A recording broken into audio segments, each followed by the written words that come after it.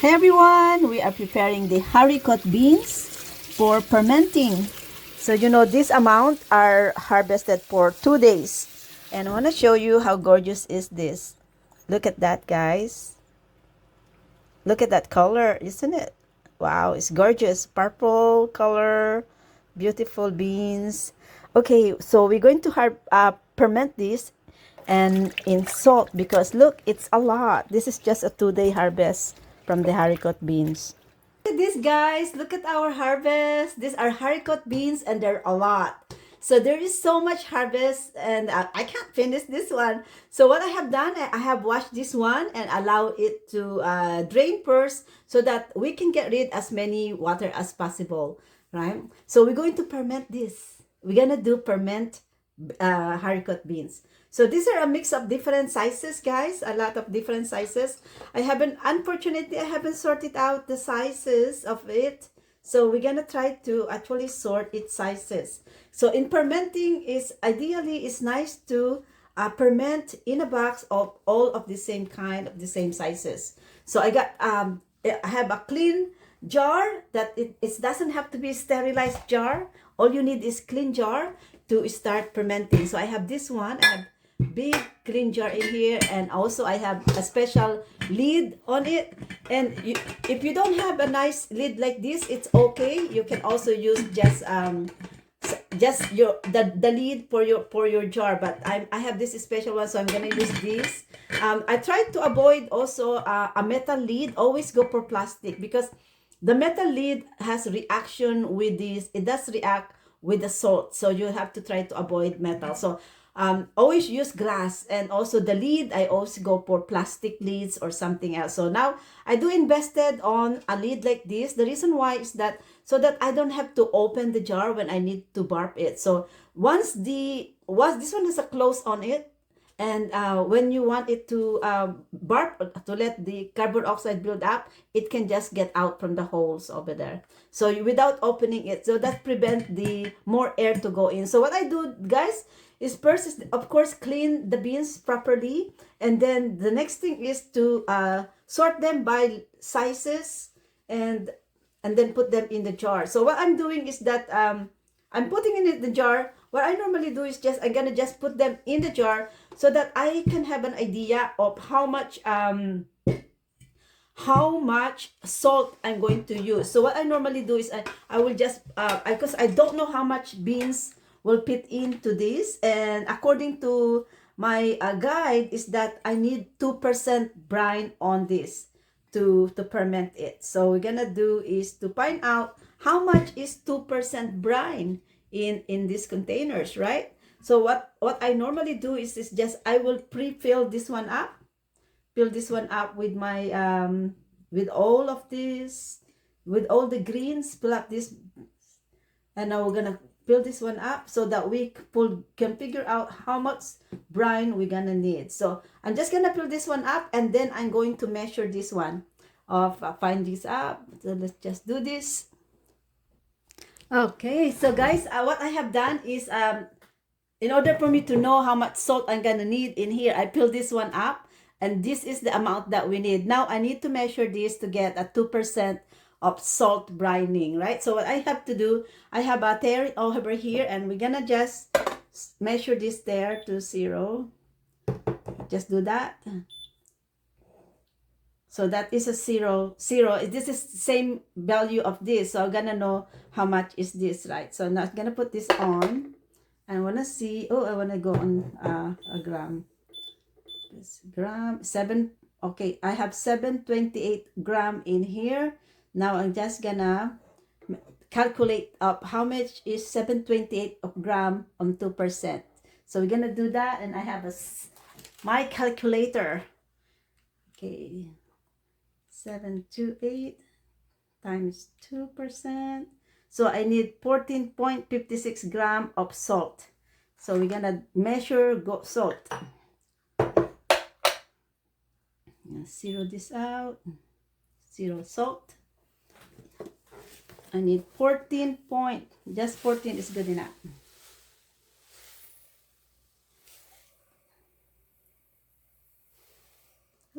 Oops, I get too much. I just need 14. So get it. So in this one, guys, I'm using kosher salt. I've tried different salt in the past, but I have no I have more success of not wasting my stuff with kosher salt. So I'm sticking only to kosher salt. Yeah, so I need at least 14 grams of salt in here. So this I have 14 grams, so that's good. We got 14.56 or 15 grams. So this is the amount of salt I need in one jar of this. So now let us I'm gonna create just a few more of 14 salt. 14 to 15. Okay, this is 15. Let's get more. 14. Okay, so that's the amount. Okay, it doesn't have to be exact on salt type. Okay, so that's basically it for one. So now we're gonna do is we're gonna fill up our jar of the same amount of this. So to do that, we're gonna have to put in our spices that we want to season our ferment. So I have enjoyed just the mustard seeds, so I'm gonna use mustard seeds. I find actually that using just plain ingredients on this is what I need. I did try anise last time, and I also tried clover and stuff, but I did just enjoy the basic ingredients. Actually, just pepper, just some pepper on there. Chili as well. Where is my chili? I need some chili pepper flakes, and also I use bay leaves. I'm gonna go and grab some of my chili pepper flakes because we want some chili pepper flakes on it. Okay. Then slowly I will also go through it there. So gonna go grab some chili pepper flakes because those are okay. So I got my chili pepper flakes. So what we're gonna do is a little bit of chili pepper flakes in here, and as we go along, we're gonna fill this one up, and then we also gonna put some of this in here. So guys, so we try to get rid of the part that is not ideal or not good. So we only just get the good part. So we're just gonna fill this one up, and we're gonna make it compact.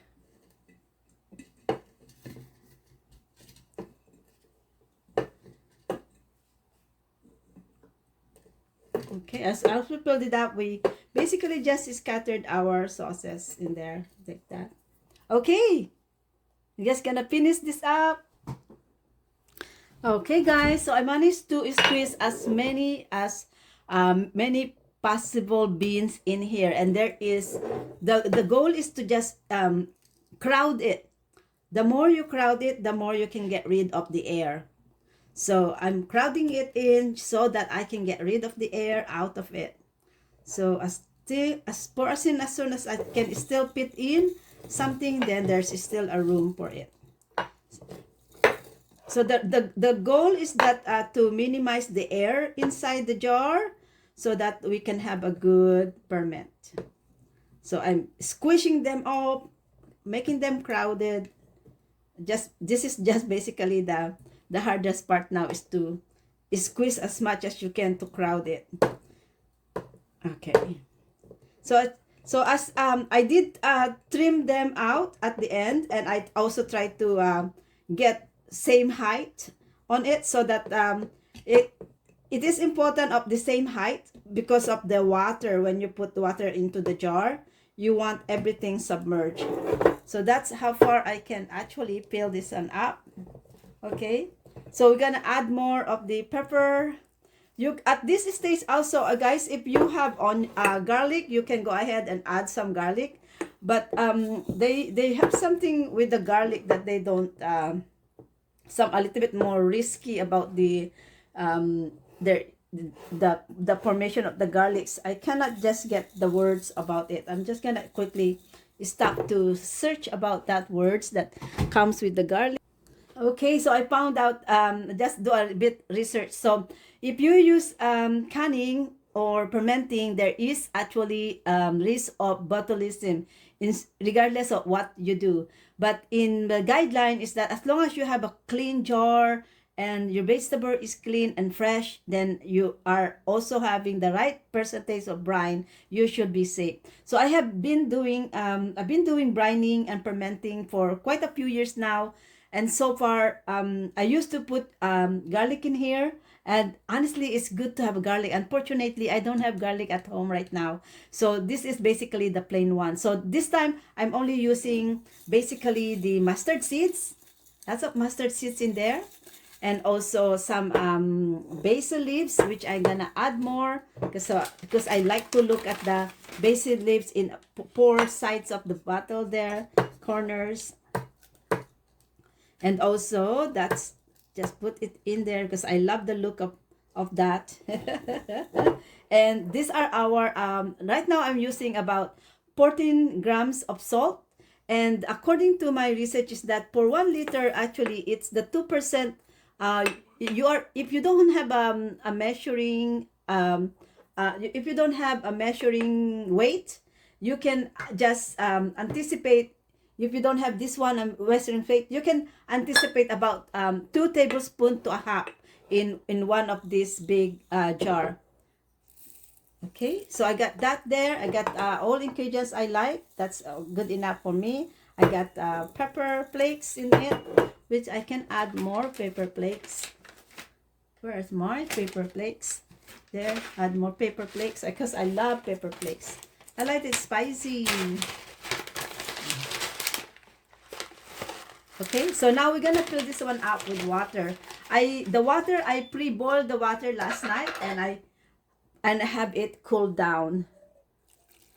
So I'm just gonna cover them all the way up to the, and I have one of these because they will with the water, they will the veggie, they will resurface up, but I don't like them to resurface up, so I'm gonna just use one of these, or I'm gonna try to make sure that there is also nice space.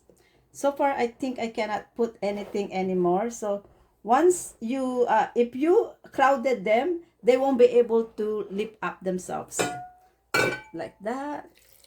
Yeah, so far so good. They're staying in there, but I still want to put a weight on it so that okay, so the goal is just to cover the greens all the way up to the neck. Yeah, so all the way up to the neck. So in the next few days, about 7 days, this will become it will get cloudy, it will become bubbly, it will start fermenting. So when you have that first few days of fermenting, I normally catch the water. I don't toss it away. I just gonna put them. I remove some of the water because these are, as they ferment, they will produce the juice. They will bring out their own juice, and this can overflow. So what I do is I will normally just bring it out, collect those brine, and put them in the refrigerator, because as time goes by, the water will sit down, it will go low, it will evaporate. Then you need to peel those lost water in order to keep them up to the up to the neck of the bottle. So usually I will just keep about 1/4 or half inches that is not occupied with water, so that there is room for the juices to produce some more from the bottle in here. So now I'm gonna this one, I'm gonna cover it with this one here. For now, this is lock. It's lock on it. But as I see some bubbles that will build up of it, I will just unlock it. By unlocking it is basically just pressing it down. When you press it down, then there is a space there where the air and the carbon dioxide can escape from the bottle. So that's done up. So it's just now, the good thing of investing on a lid like this is that I don't have to open it up, and I don't have to expose the bottle from air. So we want it air as much as possible is air free. As you can see, guys, okay, you can see some of the bubbles when I move this one, that the bubbles from the bottles is escaping. So that is one thing also that you can do. I think I should just leave this one open up so you can see the movement of the bubbles. When you shake the bottles, actually, you see that when you shake it, you can remove some of their air. So you don't want as much as possible. We want to get rid of those air that is trapped in between the beans from the bottles. Okay, so that's shaking it. That is taking off all those air. So see all those, yeah, good. So that's good. So now I can leave this one here, and I just gonna monitor this on the usually on the 3rd to 7 days that the juices, they produce more juices, they're starting to ferment, and then the smell will be there. And that is also when I have to look for, make sure that it's not gonna develop any mold on it. So that's it for now, guys, and I'm gonna do more follow-up video of the progress of this one. So I'm gonna do more, I got a lot more. This is my life as a digital business owner, and I hope that I am sharing with you what I have learned to preserve your harvest and save money, and at the same time extend the life of your harvest, guys. If I get lucky, actually, the fermenting time, it may takes about 3 or 6 months. It depends to how sour you want your ferment. I think 3 months is last time there, but I think I went through it for a longer period of time as I like it sour. And also as it ferments, you can actually, once you love the taste, you like the sourness of it, and you like the tenderness of it, it's actually ready. You can start eating it. And the good thing is of fermenting is that you can leave this in a room temperature. This doesn't have to occupy space in the freezer. And that's why I like fermenting. It's my way of storing it. So once it's all fermented, then you're gonna put a plastic lid on it, which is something like this. I don't like using tin, because the tins can produce the tin can produce rust. It produce rust, so I don't like to use tin cans. So once it's fermented, you're gonna actually cover it with a lid, something like this, that it seals it. Okay, so for now, this is how it is, guys. This is my fermenting. There you go. And of course, I'm gonna put a label on it so I know how long is my ferment and how aged it is. Okay, guys, thanks for more.